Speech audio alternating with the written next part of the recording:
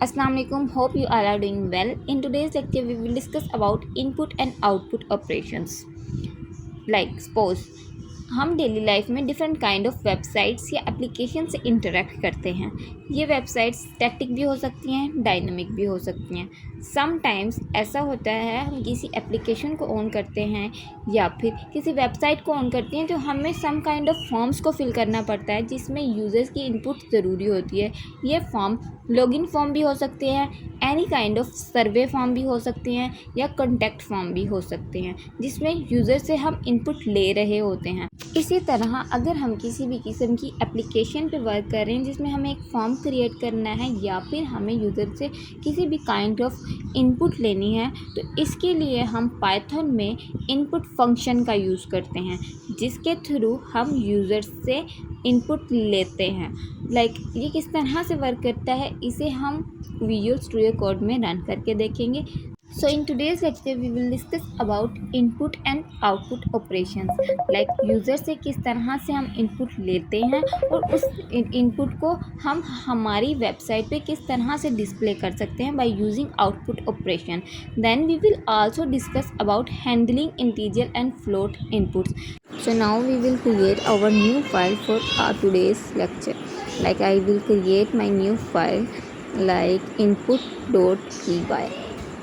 Simply हम देखेंगे कि अगर हमें यूज़र से उसका नेम जानना है कि यूज़र का नेम क्या है तो इसके लिए हम एक वेरिएबल क्रिएट करेंगे नेम, और इसमें हम यूज़र से इनपुट ले लेंगे बाय यूजिंग इनपुट फंक्शन कि उसका नेम क्या है। So we can write here input, और इसमें जब भी यूज़र उस वेबसाइट को ओपन करे तो उसके पास एक मैसेज शो हो एंटर योर नेम।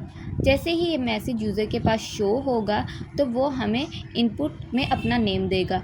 अब वो नेम हमारे पास डिस्प्ले कैसे होगा या हम अपनी वेबसाइट या एप्लीकेशन में शो या डिस्प्ले किस तरह से कर सकते हैं तो वो हम बाय यूजिंग आउटपुट ऑपरेशन या आउटपुट फंक्शंस ये कर सकते हैं, जिसके लिए हम प्रिंट फंक्शन का इस्तेमाल करते हैं।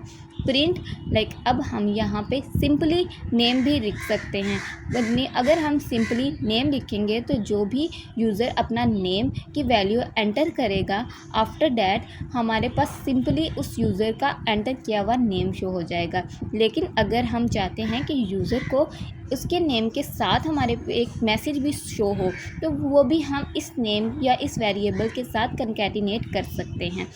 सपोज हम चाहते हैं कि हमारे पास यूज़र के नेम के साथ वेलकम मैसेज शो हो, so we can write here hello welcome, और इसे डबल कोट्स में ही लिखना है और देन हम इसे नेम वेरिएबल के साथ कंकैटिनेट कर देंगे यानी ये जोड़ देंगे। अब हमारे पास आउटपुट किस तरह से शो होगी, जैसे ही हम इसको रन करेंगे तो हमारे पास आउटपुट में हेलो वेलकम और यूज़र ने जो वैल्यू में अपना नेम दिया है वो शो होने वाला है।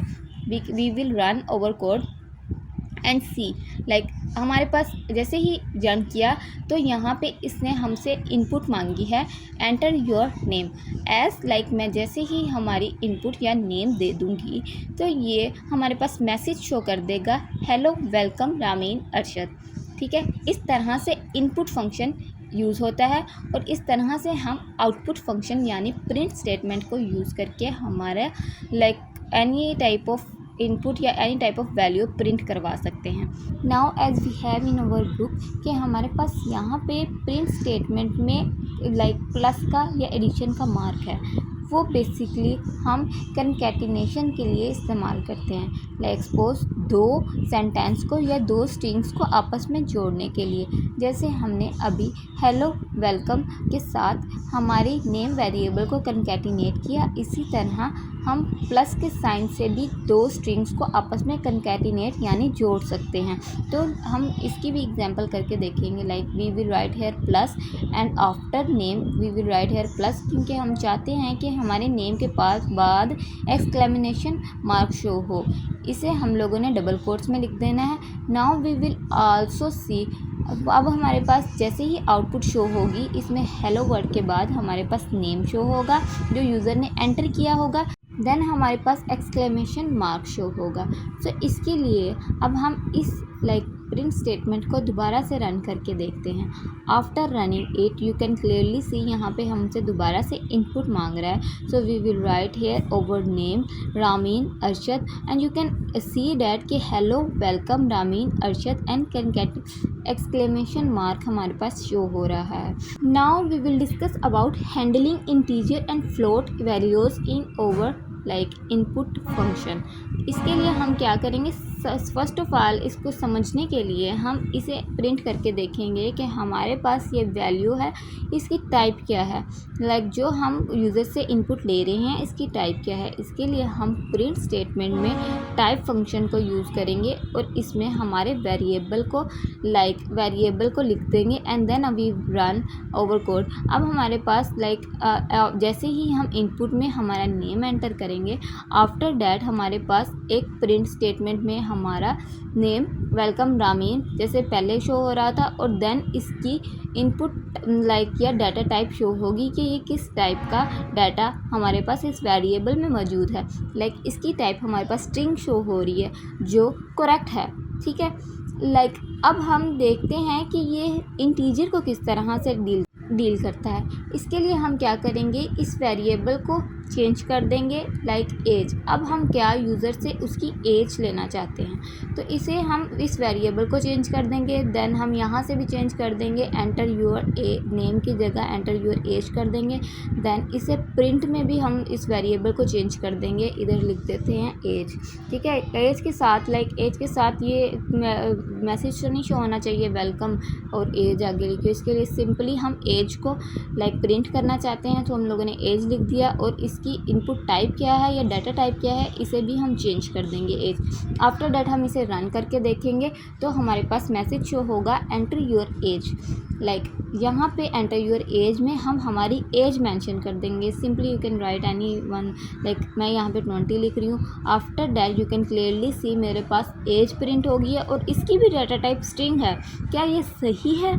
नहीं, हम लोगों ने जो डाटा या फिर इनपुट यूज़र से ली उसकी टाइप इंटीजर थी और हमारे पास यहाँ पर स्ट्रिंग शो हो रही है जो एक एरर है, ठीक है।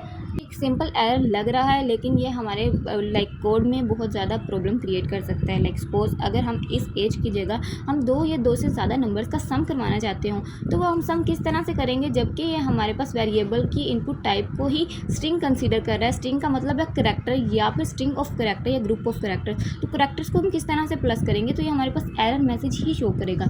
इसके लिए हमें इस चीज़ को कंफर्म करना या क्लैरिफाई करना ज़रूरी है कि जो हमारे पास इनपुट आई है वो इंटीजर है या फ्लोट है। तो इसके लिए हम क्या करते हैं, यहाँ पे हम जहाँ यूज़र से इनपुट ले रहे हैं यहाँ पे हम स्पेसिफाई कर देंगे कि जो हम इस फंक्शन में इनपुट चाहिए वो इंटीजर टाइप की हो। So we will write integer और स्मॉल ब्रैकेट्स इसमें ये तमाम का तमाम हमारा सेंटेंस या इनपुट टाइप फंक्शन को मेंशन कर देंगे। सो डैट हमारे पास जो भी अब वैल्यूज़ आएंगी इसे कोड में इंटीजर ही कंसीडर किया जाएगा। We will run the code, enter your age, यहाँ पे हम एज दे देते हैं। यू कैन क्लियरली सी अब हमारे पास इस टाइप की इंटीजर शो हो रही है। इसी तरह हम फ्लोट या इंटीजर को स्पेसिफाई कर सकते हैं। थैंक यू, अल्लाह हाफिज़।